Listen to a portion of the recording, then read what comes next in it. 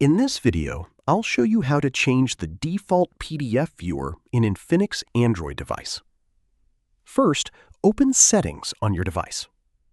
Scroll down and tap on Apps Management, then find the app that is currently opening your PDF files, such as OneDrive or any other PDF viewer. Tap on that app, then select Open by Default. Now tap Clear Defaults. This will remove it as the default PDF app. Next, go back to your files and open any PDF file. You'll now see a pop-up asking which app you want to use. Choose your preferred app, such as Google Drive or another PDF reader. Then tap Do Not Ask Again option to set it as the new default. That's it. Your selected app will now open all PDF files by default on your Infinix Android device. If you found this video helpful, don't forget to like the video, subscribe to our channel, and press the bell icon for more tutorials. Thanks for watching.